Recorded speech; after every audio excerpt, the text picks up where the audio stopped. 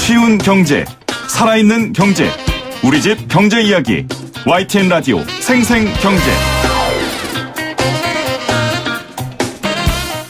생생 인터뷰 두 번째 시간입니다. 우리나라 술 소비량이야 말할 것 없이 높죠. 저는 술만큼 사계절에 다 잘 어울리는 게 없는 것 같습니다. 봄, 여름, 가을, 겨울 술 한 잔이 어울리는 계절에 사는 대한민국의 필수품인데요. 오늘 주세 개편 방안이 나왔어요. 자세한 내용 기재부 김병규 세제실장 연결돼 있습니다. 안녕하세요, 실장님. 네, 안녕하세요. 네, 오늘 아주 바쁘게 이 개편안 발표하시느라 움직이신 걸로 아는데 인터뷰 연결해 주셔서 감사하고요. 먼저 현행 주세율에 대해서 좀 간단하게 설명해 주시죠. 예, 현행 주세율은 발효주인 탁주는 5%입니다. 그리고 약주, 청주, 과실주는 네. 30% 세율이고요. 네. 맥주와 정유주인 소주, 위스키, 브랜디는 72%입니다. 여기에다가 주세율 70% 이상일 경우에는 주세액의 30%가 교육세로 부과됩니다. 그렇군요. 그리고 70% 미만은 10%의 교육세가 부과되는데 탁주와 약주는 교육세 부과에서 제외됩니다. 그런데 지금 이번에 이제 이 주류 과세 체계를 개편하시게 된 거예요. 특별한 배경이나 이유가 있으실까요? 예, 지난 68년에 종가세 체제를 유지하고 있었는데요. 네. 지금 50년 만에 이제 개편하는 건데, 그동안에 종가세 체제 하에서는 가격에 대해서 세율을 매기다 보니까 네. 고급 술을 만들수록 세금이 비싸지는 문제가 있습니다. 그렇다 보니까 고품질 주류 생산에 한계가 있습니다. 네. 그래서 우리가 다양한 주류의 소비가 어려운 문제가 있습니다. 특히 수제 맥주 같은 거는 원가가 비싸기 때문에 세부담이 더 커진 문제가 있었습니다. 네. 두 번째는 또 그간에 국산 맥주와 수입 맥주 간에 과세 체계상 불행증이 있어서 수입 맥주가 상대적으로 세부담이 낮고 국산 맥주가 좀 세부담이 높아서 업계에서는 이런 문제를 또 지적했습니다. 그렇죠. 예. 마지막으로 저희 종량세 체계 OECD 35개국 중에서 30개국이 이미 지금 종량세를 도입하고 있습니다. 그런 여러 가지 배경하에서 개편하게 되었습니다. 네. 종가세였다는 말씀이십니다. 그래서 지금까지 좀 고품질 주류 생산에는 한계가 있었고 또 수제 맥주처럼 좀 원가가 높은 맥주는 세금을 좀 많이 물어야 하는 그런 문제점이 있었다라고 말씀하셨고 오히려 국산 맥주가 세가 높은 그런 현상이 있었다. 그래서 바뀌게 됐다는 말씀을 하셨어요. 저희도 네, 오늘 아침에 출발새 아침에서 임성민 한국수제맥주협회장 인터뷰했거든요. 네. 굉장히 좋아하시더라고요. 네, 그리고 지금 다양한 맥주를 맛보고 싶어하는 소비자들도 좀 이번 개편안에 관심을 갖고 있는데요. 자, 그러면 이제 어떻게 바뀌는지 특징을 좀 몇 가지 여쭤볼게요. 자, 먼저 맥주 탁주의 종량세율 어떻게 정하셨어요? 네, 일단 원칙은 지금 현재의 세수가 줄어들지 않도록 그리고 늘어나지 않도록 세수가 중립적으로 지금 세수가 유지되는 원칙 하에서 세율을 설정했는데요. 네. 그래서 17년과 18년에 평균 세율을 적용을 했습니다. 네. 그러니까 주세 총 생산량으로 주색 지금 18년, 17년 평균 주색하고 출고량 평균을 나누어서 세율을 설정을 했습니다. 그렇게 했을 때 맥주가 리터당 830.3원이 나오고 탁주가 41.7원이 나옵니다. 그래서 그 세율을 적용하도록 하였습니다. 네. 자, 지금 세수가 유지되는 원칙에서 이제 종량세율을 정하셨다라고 말씀을 하셨습니다. 그래서 최근 2년 평균 세율을 적용했다고 이유를 설명해 주셨고요. 그러면은 지금 세수가 유지된다고 하셨는데 그럼 종량세 전환으로 뭐 세금이 늘어나거나 이런 건 없는 거네요? 네, 없습니다. 오히려 생맥주 세율 경감으로 인해서 총 주세액은 한 300억 조금 넘게 감소됩니다.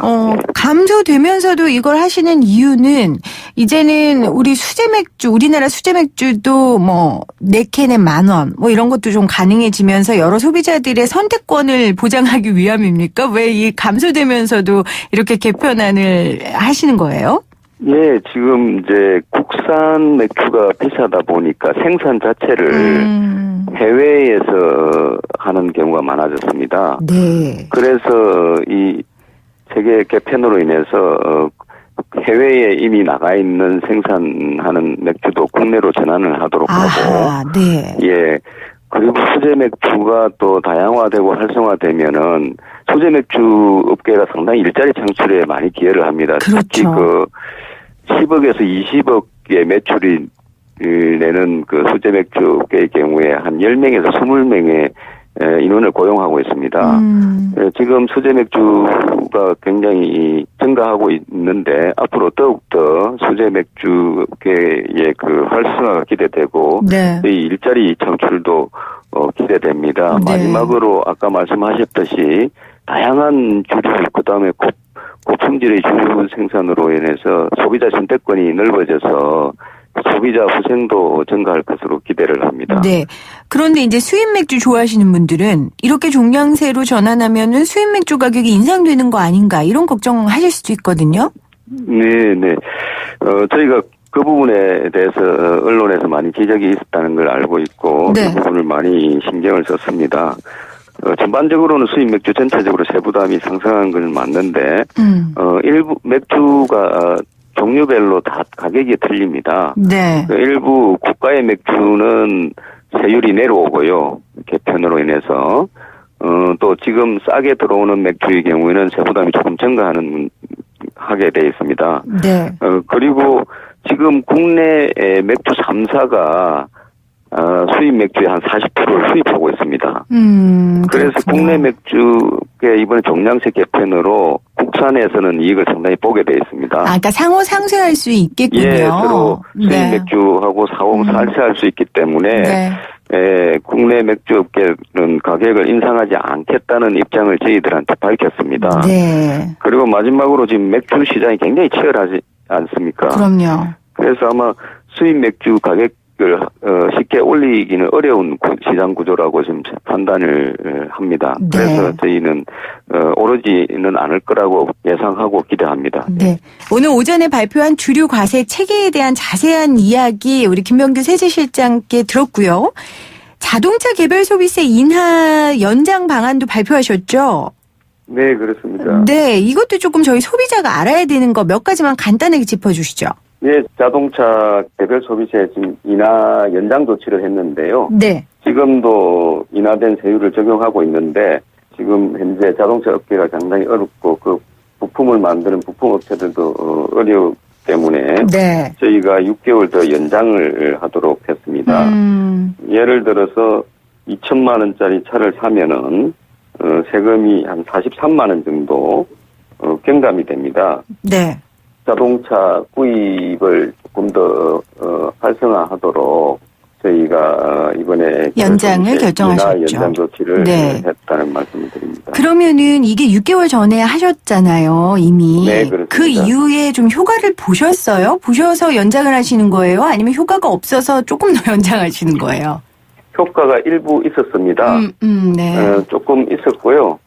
예를 들면 작년 7월부터 12월까지 판매가 전년 동기 대비 한 2.2%가 증가를 했습니다. 판매가. 네.